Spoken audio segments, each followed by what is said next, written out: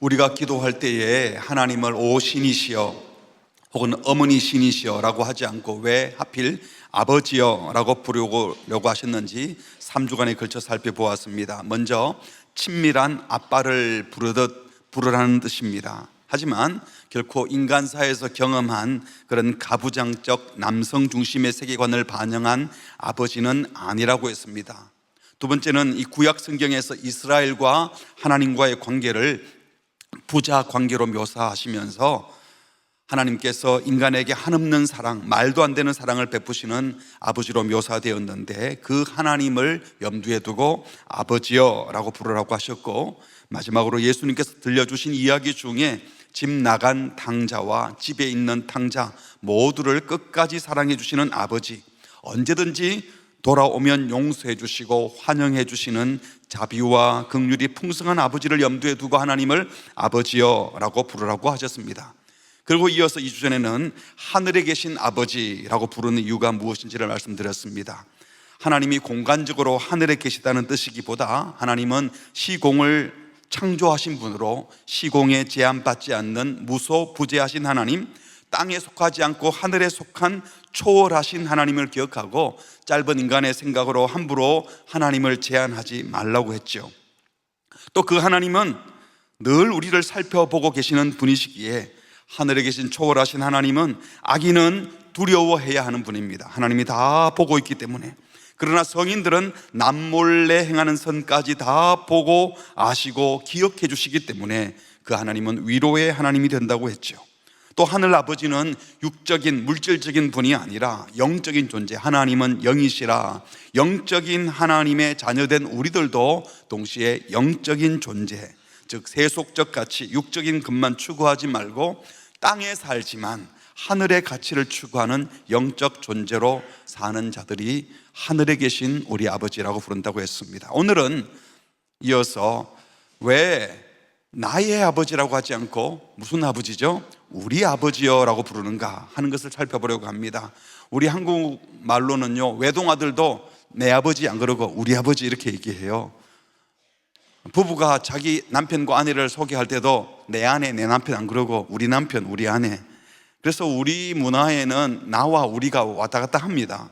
하지만 히브리 문화나 헬라 문화에 있던 자들에게는 우리 아버지여 라고 부르라고 할 때는 특별한 의미를 담고 있는 것입니다. 먼저 하나님은 나의 아버지이기만 한 것이 아니라 내 형제들의 믿음의 가족들이 함께 부를 아버지라는 겁니다. 또 한 가지는 예수님께서 제자들 보고 우리 아버지라고 부르라라고 한 것은 그 우리 속에 제자들과 예수님을 함께 집어넣어서 예수님과 함께 우리 아버지여라고 부르라고 한 것입니다. 오늘은 그 중에 먼저 하나님을 우리 아버지여라고 부를 때에 이 형제들을 생각하면서 형제들과 함께 드리는 공동기도, 공동체의 기도라는 것을 생각해 보려고 합니다. 그러니까 주님께서 가르쳐 주신 기도는 내 필요만 구하는 나의 기도가 아니라 우리의 필요를 구하는, 공동체와 함께 공동체의 필요를 함께 구하는 기도임을 잊지 말아야 한다고 하시는 겁니다. 유대교에서 기도할 때 하나님을 부르는 호칭들이 매우 다양합니다. 아브라함의 하나님, 이삭의 하나님, 야곱의 하나님이시여, 우리 조상의 하나님이시여, 이스라엘의 구속한 이시여, 예루살렘을 세우신 이시여, 이런 호칭들은 자신들이 특별한 선민임을 강조하는, 자기들만 특별한 백성임을 강조하는 하나님 호칭인 거죠. 또 한편으로는 복되신 주여, 거룩하신 이시여, 능력의 주시여, 은혜로운 주시여, 이렇게 하는 것은 하나님의 성품과 능력을 묘사하면서 하나님을 부르는 호칭이기도 합니다. 그리고 시편에는 자주 등장하는데 나의 하나님, 하나님과 신자 사이가 아주 개인적으로 친밀한 관계임을 보여주면서 나의 하나님 이렇게 묘사합니다. 그런데 아주 가끔은 우리 아버지, 아비누, 아비는 아버지, 누는 우리, 히브리 말로 우리 아버지여, 아주 가끔 나옵니다. 그런데 오늘 예수님께서는 주님께서 가르친 기도를 우리에게 말씀해 주시면서 그 많은 호칭 중에 아비누, 우리 아버지란 호칭으로 부르라고 하셨습니다. 우리 아버지여 라고 기도하는 예수님의 제자들은 아브라함과 한 민족임을 내세우며 자기들만 특별한 공동체라는 선민의식을 뛰어넘어서 더 큰 믿음의 큰 가족들을 내다보아야 한다는 것입니다. 민족이나 역사를 기준으로 내부자와 외부자, 선민과 이방인, 이런 거 가르지 말라는 거예요. 어떤 민족, 어떤 종족의 사람이든 상관없이 예수님을 믿기만 하면, 예수님을 따르기만 하면 모두 다 하나님의 자녀, 하나님의 한 가족임을 기억하라는 것입니다. 그러므로 우리 아버지여 라고 부르며 기도하는 우리들은 하나님 아버지께서 두루두루 살피고 계시는 이 땅의 모든 믿음의 형제 자매들을 생각하며, 또 장차 믿음의 가족이 될 교회 밖에 있는 사람들까지 생각하며 기도해야 한다는 겁니다. 여기서 우리는 신앙생활은 결코 혼자 하는 것이 아니라 함께 하는 것임을 말씀해 주십니다. 물론 우리가 죄를 회개하고 예수님을 구주로 영접하는 신앙 고백은 개인적으로 하는 겁니다. 개인이 고백해야 돼요. 개인이 회개하고 개인이 고백해야 됩니다. 그런데 그 고백을 항상 공동체 앞에서 공개적으로 고백하지요. 우리가 세례를 받을 때에도 혼자 세례를 주지 않고 공회에, 공예배 때에 서약을 하고 고백을 하고 공적으로 세례를 줍니다. 그래서 공적인 신자가 되는 거예요. 그래서 그 즉시 우리는 하나님의 가족, 믿음의 가족의 일원이 됩니다. 그래서 그때부터는 감사할 때도 형제를 생각하면서 내 아버지가 아니라 우리 아버지께 감사를 드리고, 내가 잘못하지 않아도 형제의 잘못도 우리 가족의 잘못인 것처럼 생각하면서, 집안에 자식이 누가 잘못하면 같이 아파하지 않습니까? 그런 것처럼 우리의 잘못으로 생각하고 회개하고, 나만의 필요가 아니라 우리 가족의, 우리 공동체의 필요를 강구해야 한다는 겁니다. 우리는 그리스도의 몸을 이루는 공동체의 일원이고 한 가족이기 때문입니다. 그래서 주님께서 가르친 기도는 우리 아버지께 드리는 공동체의 기도, 공동기도라는 것을 잊지 말아야 합니다. 이런 공동체의 기도, 공동기도를 드리는 신자, 다시 말하면 주님께서 가르친 기도를 늘 정기적으로 기도하는 신자들은 어떻게 기도해야 될지 두 가지로 나누어 살펴봅니다. 먼저 우리가 하나님을 우리 아버지여 라고 부르는 말 속에는 우리는 함께 하나님을 아버지로 모신 자들입니다. 저와 함께 기도하고 마음을 쏟는 사람들은 다 저의 형제 자매들입니다. 우리는 한 가족, 한 형제 자매입니다 라는 고백을 담고 있는 겁니다. 그러므로 우리 아버지여 라고 부르며 기도하려면 아버지께서 사랑하셔서 독생자 예수님을 십자가에 죽게 하신 그 내 이웃을 나의 형제로 받아들이고, 옆에 있는 믿음의 식구들을 나의 식구로 받아들이고 사랑하면서 기도해야 하는 겁니다. 왜냐하면 하나님은 내 아버지일 뿐만 아니라 내 형제들의 아버지이기도 하시기 때문입니다. 그래서 하나님을 우리 아버지여 라고 부르며 기도하는 성도라면 내가 싫다 좋다를 떠나서 아버지가 사랑하는 그 형제를 아버지 마음을 품고 사랑해야 하는 겁니다. 그래서 제일 먼저 기억할 것은 하나님 사랑과 이웃 사랑은 결코 분리될 수 없는 하나의 명령임을 기억해야 합니다.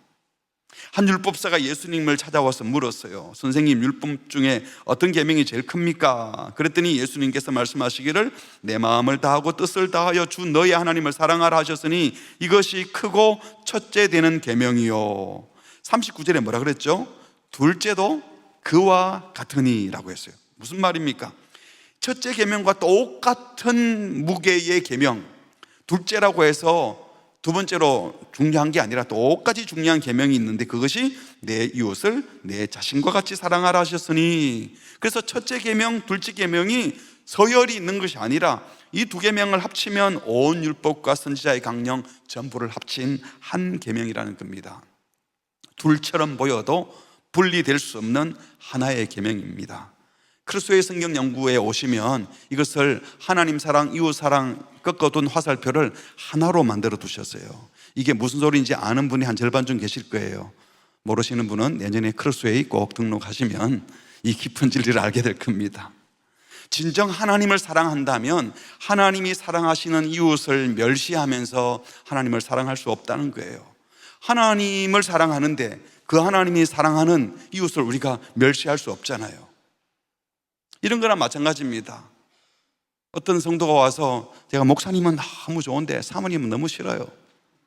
목사님은 정말 훌륭하신데 사모님 때문에 교회 나가기 싫어요.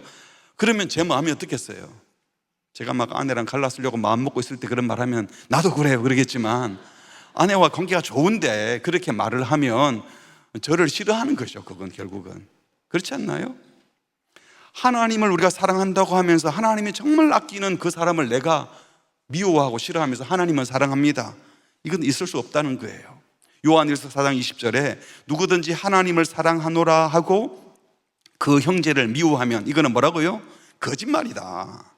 보는 바 그 형제를 사랑치 아니하는 자는 보지 못하는 바 하나님을 사랑할 수 없다. 형제를 미워하면서 하나님을 사랑한다고 말하는 것은 거짓말이라는 거예요. 아무리 뜨겁게 열정적으로 하나님을 사랑하고 교회 열심히 한다 그러는데 옆에 있는 가족들 사랑하지 않고 이웃들과 관계가 다 깨어져 있고 교인들과 다투고 불평불만하고 아우 저 사람 때문에 교회 나오기 싫어 이렇게 말하는 사람은 하나님을 제대로 사랑하는 사람이 아니라는 것입니다. 하나님은 사랑하지만 하나님이 사랑하는 이웃은 사랑할 수 없다, 틀린 말입니다. 그러니까 우리가 얼마나 하나님을 사랑하고 있는가, 이것은 이웃이 어려움에 처했을 때 어떻게 하는지를 보면 그가 진짜 하나님을 사랑하는지 아닌지를 알 수 있다는 겁니다. 우리가 모든 성도들의 아픔을 다 이해하고 들어주고 그들의 고통에 참여할 수는 없어요. 하지만 최소한 내가 아는 형제자매, 내가 만나는 형제자매, 우리 다락방수는 내가 관계 맺은 그들의 아픔과 슬픔에는 동참하고 있어야 합니다. 내가 세상 모든 사람들의 눈물을 다 닦아줄 수는 없지만 지금 당장 눈물 흘리는 가족을 앞에 두고 나만 웃게 되었다고 감사하고 배고픈 이웃을 곁에 두고 나만 배부르다고 감사한다면 그 이웃을 보고 안타까워하시는 하나님을 조롱하는 것입니다. 아버지의 명령을 따라 이웃을 내 몸처럼 사랑하는 사람이어야 우리 아버지여 라고 기도할 수 있는 줄 믿습니다. 어떤 율법사가 예수님께 물었어요. 율법에서 하나님과 이웃을 사랑하라고 하셨는데 근데 내가 사랑해야 될 이웃이 도대체 누굽니까? 이 율법사는 사실은 마음속에 이웃을 유대인들만이라고 생각했는데 예수님이 이방인들도 사랑하는 것 같아서 떠본 질문이에요. 마치 하나님은 사랑하고 있는데 이웃이 누군지 몰라서 사랑하지 못하는 것처럼 물었지만 사실은 거짓이었죠. 그래서 예수님께서 선한 사마리아인의 비유를 들어주셨습니다. 어떤 사람이 예루살렘에서 여리고로 내려가다가 강도를 만났다. 거의 죽을 지경이 되었다. 쓰러져 신음하는 이 사람을 보고 제사를 드리는 제사장도 그냥 지나가고 또 제사장을 도와서 일하는 레위 사람도 그걸 보고 피해서 달아났다. 그런데 너희들이 혼혈족이라고 개 취급하고 인간 취급도 안 하는 사마리아 사람은 지나가다가 강도 만난 자를 보더니 지극정성으로 간호하고 자기가 타던 나귀에 그 사람을 태우고 자기는 뜨거운 사막길을 그냥 걸어갔다. 그리고 주막 주인에게 돈과 함께 이 사람을 잘 치료해달라고 맡기면서 경비가 더 들면 내가 일 보고 돌아올 때 갚아줄 테니 끝까지 잘 치료해달라고 부탁까지 하고 갔다. 누가 이 강도 만난 자의 이웃이 되겠느냐라고 물으셨습니다. 이 비유 속에는 여러 가지의 의미가 있지만 그 중에 하나는 성전에서 일하면서 하나님을 사랑한다, 예배한다 그 핑계로 이웃을 사랑하지 않고 있던 거짓 종교인을 고발하신 겁니다. 신음하며 죽어가는 자를 보고 돌보지 않은 자가 바로 제사장, 레위인, 누구보다도 종교적인 사람들이었습니다. 제사장으로 몸을 더럽히면 안 되니까 레위인이 부정한 시체 만지면 안 되는데 거의 죽어가는 사람 만지다가 죽으면 이거 불결해지니까 율법을 어기는 거니까 스스로 합리화시켰지만 사실은 핑계죠. 고통에 처한 형제를 보고 도와야 되겠다라는 생각보다 이 자리에 꿈을 대고 있다가 나까지 다치면 어떻게 하지? 아무도 안 보는데 내가 꼭 해야 되는 일도 아니잖아. 그리고 나는 제사장이고 나는 레위 사람인데 굳이 내가 나서서 도와줄 필요가 뭐가 있겠어? 죽어가는 사람인데 제사장, 레위인 그런 거 따지면서 돕지 않아도 되는 겁니까? 온통 자기를 보호하고 싶은 마음으로 가득 차 있었던 겁니다. 그리고 핑계는 종교인이라는 것을 핑계를 든 거죠. 왜 예수님께서 그 많은 사람들 중에 이런 제사장과 레위인을 예로 드셨겠습니까? 하나님의 계명을 가르치고 하나님의 성전에서 일하면서 하나님을 사랑하라고 가르치고 하나님 사랑하는 연습 열심히 하는 제사 드리는 사람이지만 남들이 보는 앞에서는 하나님을 사랑하지만 사람들이 보지 않는 곳에서는 하나님도 안 보는 줄 알고 지극히 탐욕적이고 이기적이고 자기 몸보심만 하고 자기 처신만 하는 그 이기적인 사악한 저와 여러분의 모습을 고발하는 것이 아니겠습니까? 사랑하는 성도 여러분, 오늘 우리들의 모습 속에 이런 해괴 망측한 일들이 얼마나 많은지 모릅니다. 예배한다고 하면서 다른 이웃의 생명에 위험이 될 일을 하기도 하고, 교리를 지킨다는 이유로 인간으로서 마땅히 해야 할 일을 하지 않습니다. 교회사를 읽어보면 교리 논쟁하다가 나라끼리 전쟁도 하지 않았습니까? 저 역시도 마찬가지입니다. 한동안 저는 제가 목사고 주일마다 강단에서 설교하는 중요한 일을 하는 사람이니까 모든 가족들이 다 내게 시간표를 맞춰야 되고, 장로님들, 집사님들도 목사가 중요한 일을 하는데 그 말에 반대하면 안 되고, 나를 이해해 주는 것이 마땅하다라는 의식들이 바탕에 많이 깔려 있었던 것 같습니다. 그러면서도 정작 아버지로서, 남편으로서, 교회를 대표하는 목사로서 마땅히 할 일은 다 하지 않으면서도 제 나이에 걸맞는 예의를 갖추지도 않고 섬김 받으려고만 하는 모습들도 많이 있었더랬습니다. 혹시 여러분들은 기독교인임을 내세우면서 마땅히 그 나이에 그 신분에 걸맞는 인간으로서의 기본 예의도 무시하고 이웃을 무시하고 교만하게 군 적이 없습니까? 이런 기본도 없으면서 경건한 척하며 하나님 사랑 얘기하다가 이웃의 마음을, 동료의 마음을 더 힘들게 한 적은 없습니까? 자기는 무례하게 오만하게 행동하여 남에게 상처 주는 것은 괜찮고, 다른 사람이 조금만 내 마음에 안 들게 행동하고 나를 무시한다고 생각되면 화를 내지는 않았습니까? 마땅히 돌봐야 할 자녀 돌보지 않고, 마땅히 모셔야 할 부모님도 제대로 모시지 않으면서, 내 주변에 있는 어린이, 노약자, 장애인, 이주노동자 마땅히 돌봐야 될 이웃 돌보지 않고 심지어 부려먹으면서 하나님을 찬양합니다, 하나님을 사랑합니다, 하나님을 예배합니다, 경건한 모습을 띄면 뛸수록 우리 하나님은 역겨워하실 것입니다. 그 자체가 하나님을 우롱하는 것이요, 무시하는 것이요, 심지어 하나님을 대적하는 일이 된다는 것을 잊지 마시기 바랍니다. 또 한 가지는 그 어떤 기준으로도 이웃의 한계를 정하지 말고 누구나 이웃으로 받아들이라는 말씀이기도 합니다. 유대인들이 부정하다 생각하며 말도 섞지 않으려고 했던 사마리아 사람이 강도 만난 자의 이웃이 되어 주었다라고 말씀하신 것은 어떤 이유에서도 너희는 내 이웃 아니다 말할 사람이 없다는 거예요. 반대로 사마리아 사람이 거기에 강도 만나서 있으면 누가 도와줬을까? 유대인이 강도 만나 있는데 사마리아 사람이 도와줬어요. 그런데 당신은 사마리아 사람이니까 내 이웃 아닙니다 라고 할 수 있습니까? 도움을 받았는데. 하나님 아버지께서 나 같은 죄인을 자녀로 입양하시면서 그 어떤 자격이나 조건을 묻지 않고 그냥 은혜로 받아주시지 않았습니까? 그렇다면 우리도, 하나님을 사랑하는 우리도 내가 사랑해야 될 이웃에서 너는 제외시킨다, 너는 사랑받을 자격이 없다, 내 이웃이 아니다 라고 말할 사람이 아무도 없다는 것입니다. 우리 하나님은 고아와 과부의 아버지시며 가난한 자, 병든 자, 억눌린 자, 갇힌 자, 핍박받는 자의 하나님이십니다. 동시에 하나님은 세상 권력에 취한 자, 넉넉하고 배불러서 하나님이 없다고 교만한 자, 뻔뻔하고 파렴치한 범죄를 저지른 죄인들이라도 회개하고 돌아오기만 하면 자녀 삼아주시고 아버지가 되어 주시는 분인 줄 믿습니다. 우리는 간혹 가난하고 병들고 힘들어도 불쌍한 자세를 취하고 겸손하게 도움을 구하면 손을 내밀어주고, 잘난 척하고 뻔뻔하고 그러면 너는 안 돼, 포기하려는 적 없었습니까? 아닙니다. 그 누구라도 회개하고 죄사함 받고 그리스도 안에 있으면 새로운 피조물이 될 수 있음을 믿으시기 바랍니다. 그래서 우리는 어떤 사람도 사랑할 준비, 어떤 범죄자도 형제로 받아들일 준비를 해야 되는 줄 믿습니다. 여러분, 우리 가족 중에도 잘못을 저지르는 사람이 있고, 우리가 신문지상에 어떻게 저런 짓을 할 수 있나 비난 만든 나쁜 짓을 하는 사람이 우리 자녀일 수도 있고 우리 남편일 수도 있어요.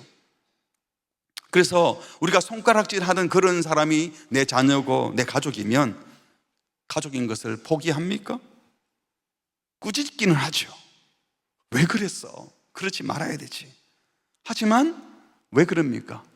다시 돌려 돌아오게 하려고 끝까지 이해하고 사랑하지 않습니까? 그래서 우리 아버지여 라고 기도하는 성도는 형제를 더 깊이 이해하고 부족한 형제, 심지어 죄를 범한 형제까지도 사랑하려고 애쓰고 노력해야 되는 줄 믿습니다. 아멘이 너무 적었어요. 아무리 내 마음에 들지 않아도 잘못을 저지른 자까지도 끝까지 형제로, 가족으로 받아들이려고 노력하는 자들이 되시기 바랍니다. 내와 취향이 안 맞아도, 또 한동안 좌파니 우파니 이 정치적 입장을 가지고 편을 가르고 그러지 않았어요? 여러분, 하나님 나라 백성이 그거 다르다고, 나와 생각이 다르다고 편을 가르면 되겠습니까? 그 사람도 하나님께서 사랑하는 자녀이고 하나님이 기다려줄 자녀라면 내가 무시하거나 배제시킬 자격이 없는 겁니다. 사랑하는 성도 여러분, 진정 하나님을 우리 아버지여 부르며 기도한다면 이웃을 내 형제로 받아들이고 이웃을 사랑하며 기도할 수 있기를 바랍니다. 아버지가 사랑하는 저 형제를 제가 더 사랑하겠습니다. 아버지께서 무시하지 않는 귀히 여기는 저 형제를 저도 무시하지 않고 귀히 여기겠습니다. 이렇게 고백하면서 우리 아버지께 기도하는 우리 모두가 되시기를 주의 이름으로 축복합니다.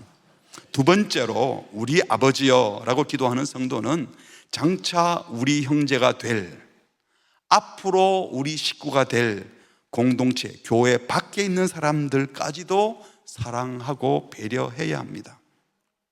왜냐하면 예수님께서 성천하시면서 모든 민족을 제자 삼으라 그랬어요. 여기 모든 민족은 착한 민족이 아니에요. 악한 민족, 범죄자까지도. 땅끝까지 이르러 내 정인이 되리라. 이거 우리에게 주신 사명 아닙니까? 그러면 성교의 대상인 모든 민족, 모든 사람을 우리는 예비 가족들로 생각해야 되는 겁니다. 경상도 사람들은 우리가 남이가 이런 말을 하면서 서로 모르는 사이도 아닌데 같은 동양 사람들끼리 너무 까다롭게 굴지 말고 좀 봐줄 건 봐주고 그러자, 이런 말이잖아요. 근데 경상도 사람들끼리 혹은 특정 집단끼리만 봐주고 할 것이 아니라 우리 아버지여 라고 기도하는 모든 성도들이 서로를 향하여 가져야 될 생각이고, 한 걸음 더 나아가서 성도 밖에, 교회 밖에 있는 예수 믿지 않는 사람들까지도 우리의 예비 가족으로 생각하여 사랑할 이웃으로 대해야 한다는 겁니다. 그래서 진정 복음의 정인이 되고 성교를 사명으로 삼은 교회라면 성도들이 서로 사랑하는 공동체성은 물론 그것을 뛰어넘어서 세상을 선교하고 섬길 교회로서의 공적 사명도 같이 생각해야 되는 겁니다. 공동체성을 뛰어넘어, 우리끼리의 공동체성을 뛰어넘어 교회 밖에 있는 세상까지도 품으려고 하는 공적 사명도 생각해야 돼요. 이런 의식은 가정과 교회는 물론 국가, 나아가 지구촌에 있는 모든 사람들을 그런 대상으로 삼으라는 것입니다. 그런데 오늘 우리 그리스도인들의 감사나 기도나 또 그리스도인들의 회개와 간청 속에 공동체성이 빠진 일들도 참 많고요. 자기만을 위해요. 주변을 돌아보지 않아. 이 공동체성이 없는 정도 것은 또 그럴 수도 있는데, 한 걸음 더 나가면 이제 공교회로서의 사명, 즉 세상 속에서 존재하면서 세상을 섬겨야 되는 공적 사명은 이제 아예 안중에도 없는 겁니다. 교회가 하나님 나라를 이루어 간다라고 말한다면 공적 사명을 가져야 돼요. 근데 이 공적 사명이 없어지고 교회가 개인의 사적 욕망을 채워주는 이기적인 종교, 사적인 종교, 소위 사교잖아요. 사교. 이런 세상의 사교들은 그 종교인들의 욕망을 채워주기 위해서 애를 써요. 그러나 기독교는 그런 허접한 사교가 아닙니다. 세상에 무관심한 폐쇄적 종교가 아니라는 겁니다. 부모된 입장에서 자녀들이 서로 우애 있게 지내는 것을 보면 큰 행복이잖아요. 하나님 아버지께서도 믿음의 자녀들이 우애 있게 지내고 지구상의 모든 사람들이 서로 사랑하며 살기를 원하십니다. 여기까지 나아가야 하는 거예요.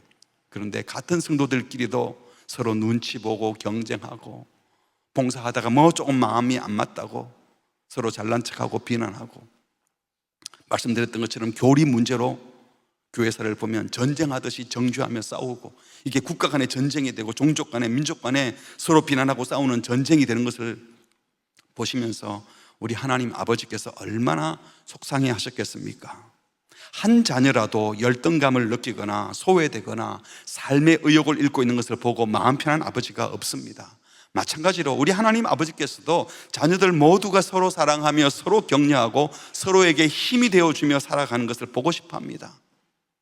여러 자녀들 중에 장애가 있는 아이가 있는데, 형이 끝까지 도와줄게, 걱정하지 마 동생아, 언니 걱정하지 마, 내가 언니와 함께 평생 있을 거야, 이렇게 말하는 것을 보고 있는 부모의 마음이 얼마나 행복하겠습니까? 그래서 우리 주님께서도 끊임없이 서로 섬기라, 서로 사랑하라 말씀하는 겁니다. 근데 지금 우리 교회들, 한국 교회는 어떤 것 같습니까? 제발 장로님들끼리 서로 싸우지 말고 사랑하게 해주세요. 목회자들이 경쟁하지 말고 화목하게 잘 지내게 해주세요. 교회들끼리 서로 싸우지 않고 화평하게 해주세요. 이게 기도 제목이 된다면 이 자체가 하나님 아버지 앞에 부끄럽고 창피한 일이잖아요.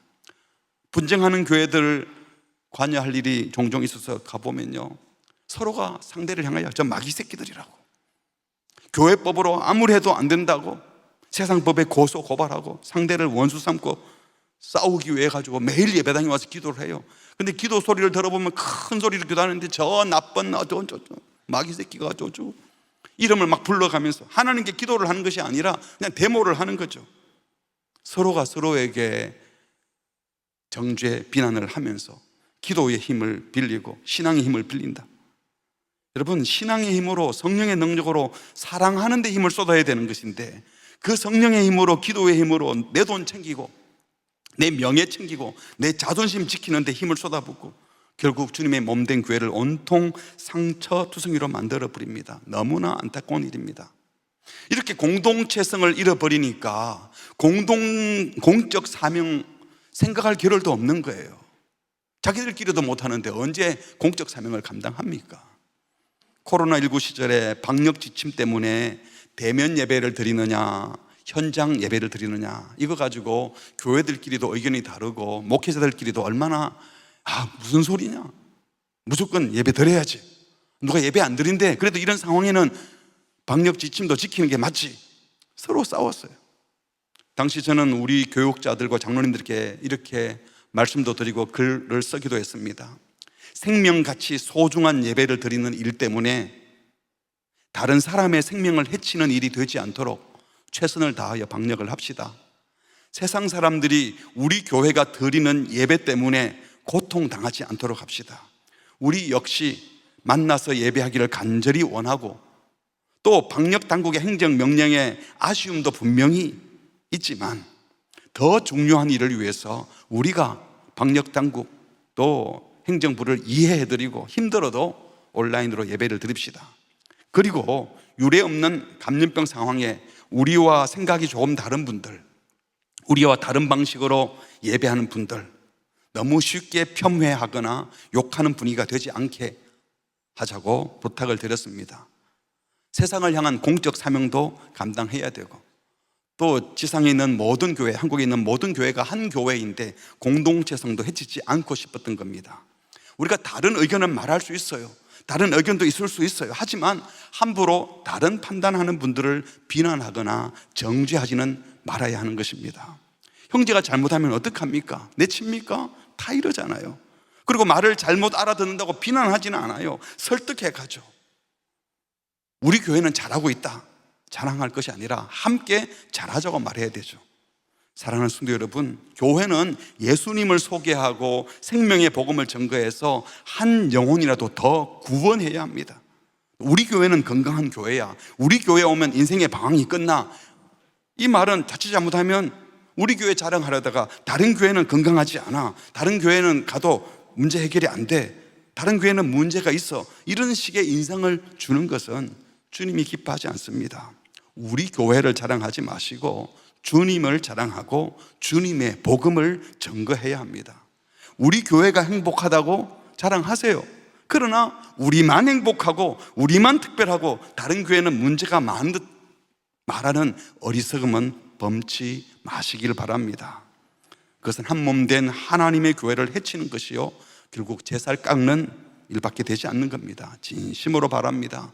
우리 교회가 공동체성을 회복해서 뜨겁게 사랑하는 교회가 되고, 그래서 공적 사명도 잘 감당해서 다른 교회가 부러워하는 교회가 아니라 다른 교회에 소망을 주는 교회, 세상 사람들이 와 좋겠다 부러워하는 교회가 아니라 저러면 되겠네 소망을 주는 교회가 되기를 주의 이름으로 축복합니다. 이어서 진정 하나님을 우리 아버지라 부르며 내 주변에 있는 모든 성도들, 이웃들이 우리 아버지 자녀들이고 나의 형제라고 생각한다면 실제 기도의 내용도 달라져야 합니다. 한마디로 늘 기도할 때마다 그들을, 이웃들을 배려하며 기도하게 된다는 거예요. 그래서 주님의 기도에서도 내 양식 많이 챙겨주세요, 동생은 굶더라도, 누님들은 굶더라도 일단 내가 살아야 되니 일단 내 건 챙겨주세요, 이런 기도는 없습니다. 일용할 양식을 누구에게 달라고 기도합니까?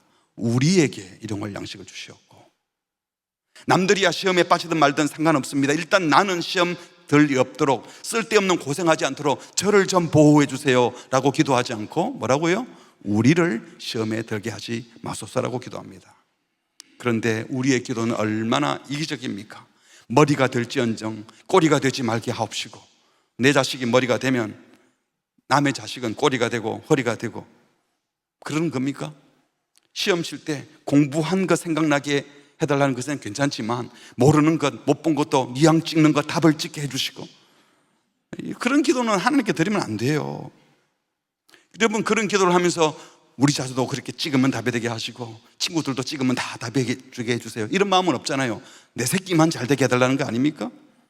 당장 부모로서 우리 자식들이 좋은 선생님 만나게 해주세요, 우리 아이들의 안전을 지켜주세요, 우리 아이들을 질병으로 보호해 주세요, 기도해야죠. 주님의 도움을 구해야죠. 우리 힘으로 안 되는 부분은 주님의 도움을 구해야 돼요. 하지만 이런 기도를 할 때도 형제를 배려한다면 내 자식만 안전하기를 구하고 내 자식만 잘 되기를 바라며 기도하지 말아야 한다는 겁니다.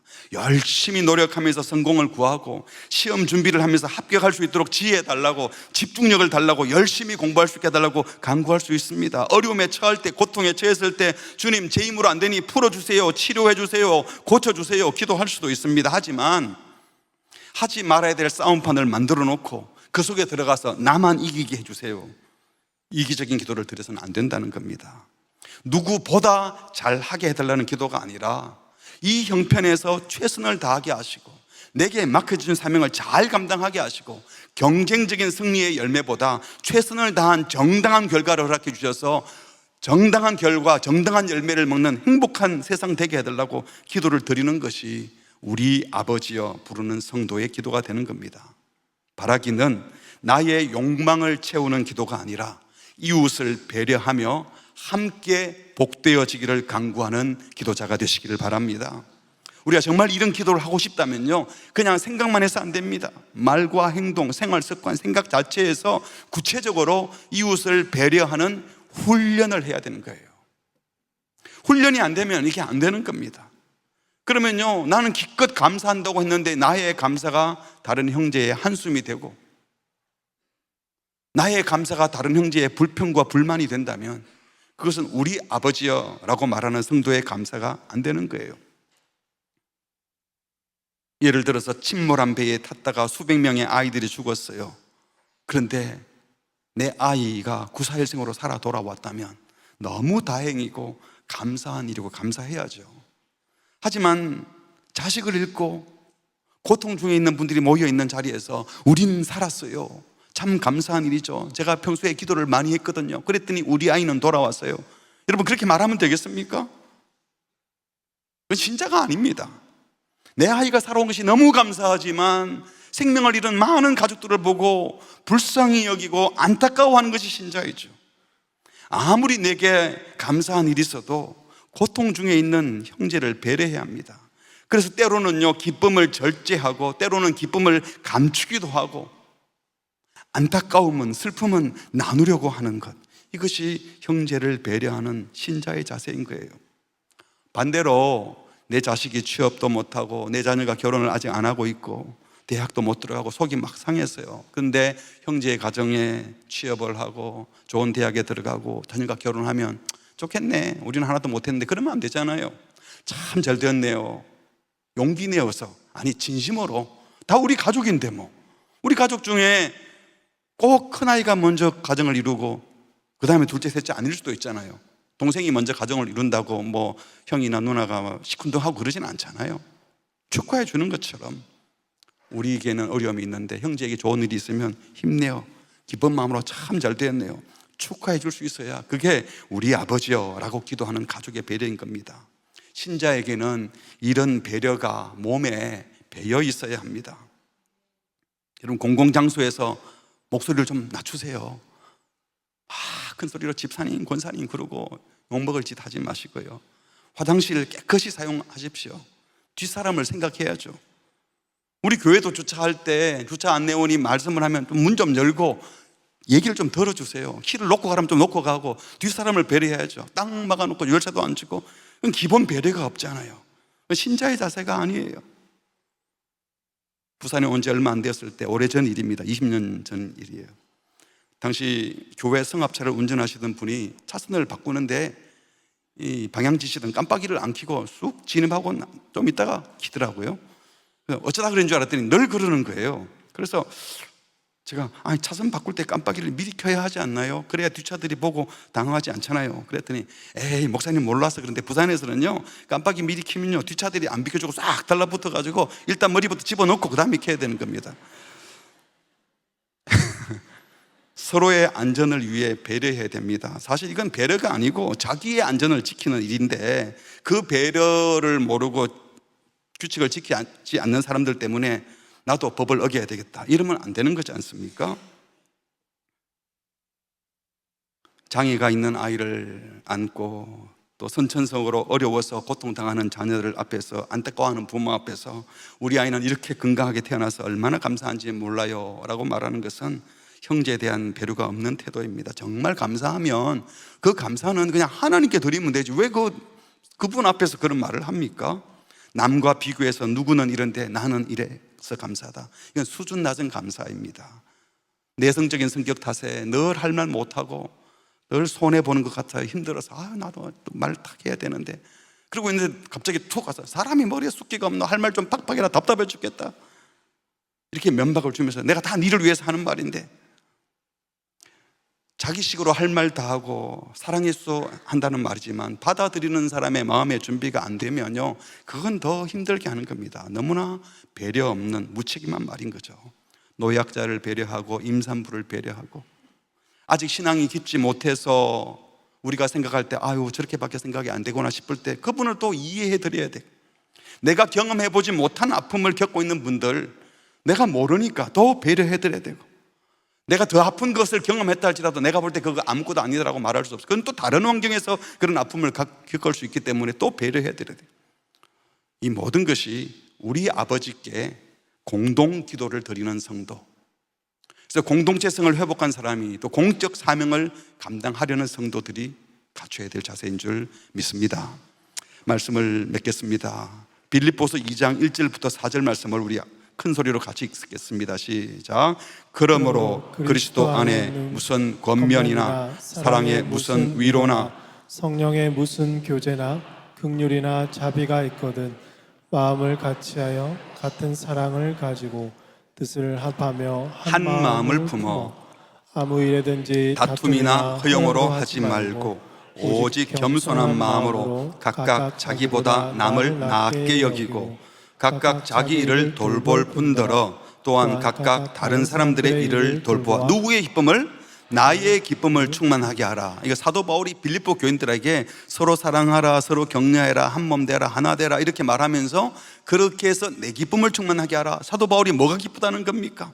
성도들이 서로 돌아보고 서로 격려하고 살아가는 그것을 보는 것이 내 기쁨이다.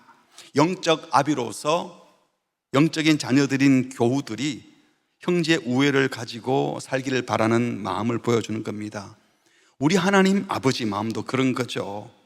이번 한 주간도 진정으로 하나님을 우리 아버지여 라고 부르면서 하나님께서 사랑하시는 형제를 나도 사랑하고 나의 필요만 구하지 않고 우리의 필요를 구하며 나의 욕심만 구하는 신앙이 아니라 항상 형제를 생각하고 이웃을 생각하고 교회를 생각하고 하나님의 백성을 생각하는 공동체적인 기도를 드릴 뿐만 아니라 그 공동체성이 회복된 연후에 그것을 넘어서는 세상을 향한 공적 사명을 품고 기도하는 기도자가 되시기를 주의 이름으로 축복합니다.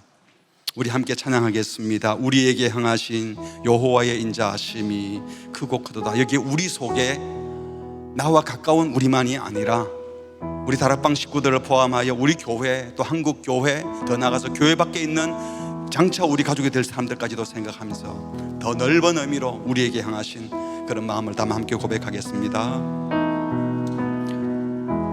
우리에게 향하신, 우리에게 향하신 여호와의 인자하심이 크고 크도다. 크시도다. 크고 크도다. 크시도다. 우리에게 향하신, 우리에게 향하신 여호와의 진실하심이, 여호와의 진실하 영원 영원 영원 영원 영원하시도다.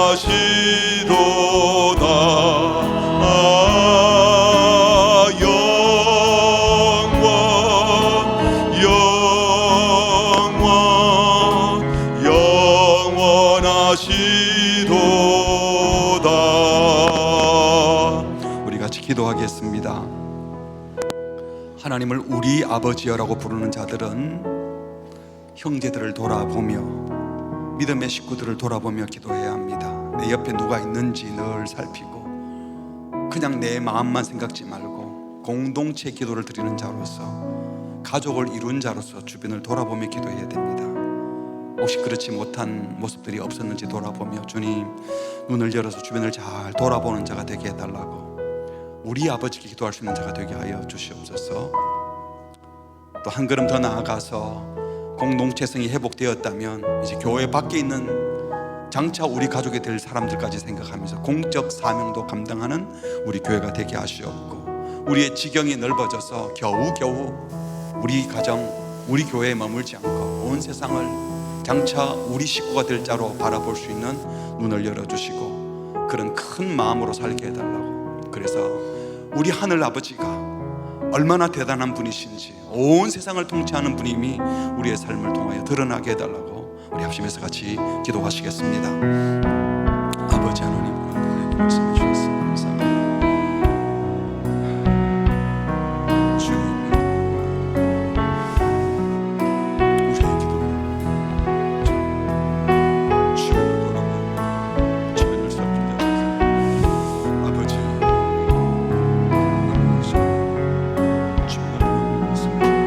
하나님 아버지, 한 걸음 말하자 주시옵소서. 공적 사명을 잊지 않게 하소서. 세상을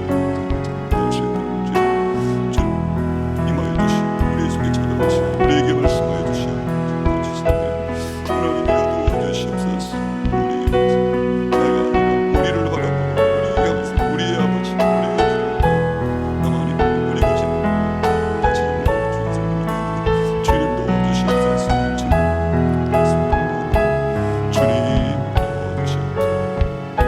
주님 도와주시옵소서. 아버지, 주님 도와주시옵소서. 주시옵소서. 주여, 우리 마음을 열게 하여 주시옵소서.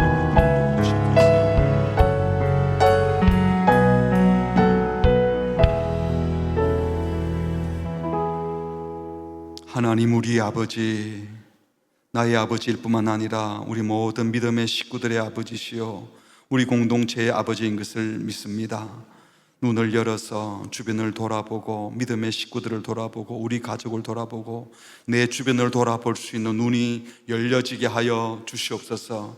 아직도 너무 이기적이고 탐욕적이고 내 것, 내 필요만 먼저 구하는 연약한 죄인임을 고백합니다.